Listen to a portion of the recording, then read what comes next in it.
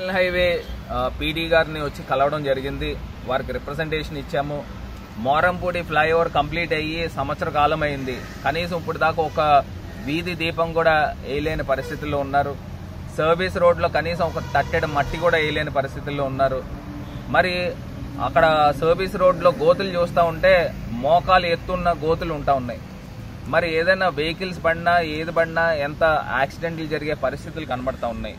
మీరు ఇమ్మీడియట్గా స్పందించి ఎలాగా ప్రజాప్రతినిధులు ఎందుకు కూడా పనికి వచ్చే రకంగా కనబడట్లేదు.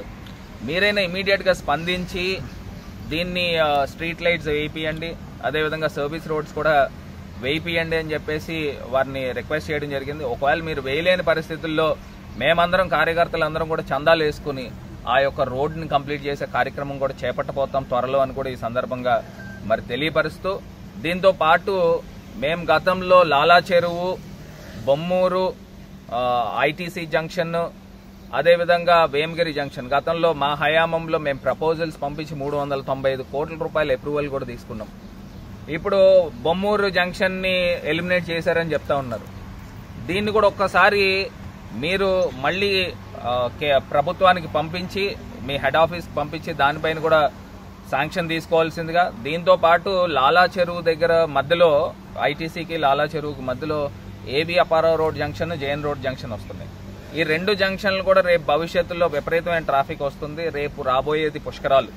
దాన్ని దృష్టిలో పెట్టుకుని మీరు లాలా చెరువు దగ్గర నుంచి ఐటీసీ జంక్షన్ దాకా సింగిల్ ఫ్లైఓవర్ తీసుకురావాల్సిందిగా, అంటే మోరంపూడిని అనుసంధానం చేస్తూ సింగిల్ ఫ్లైఓవర్ తీసుకురావడం వలన మీరు ఇప్పుడు కేంద్ర ప్రభుత్వంలో ఉన్నారు. కూటమి అంటే కేంద్ర ప్రభుత్వం. ఒక సింగిల్ ఫ్లైఓవర్ తీసుకురావడం పెద్ద మీకు కష్టమేం కాదు. దాన్ని మీరు ఇమీడియట్గా స్పందించి ఒక సింగిల్ ఫ్లైఓవర్ తీసుకొస్తే ప్రజలకు అందరికీ ఉపయోగపడే వాళ్ళు అవుతారు.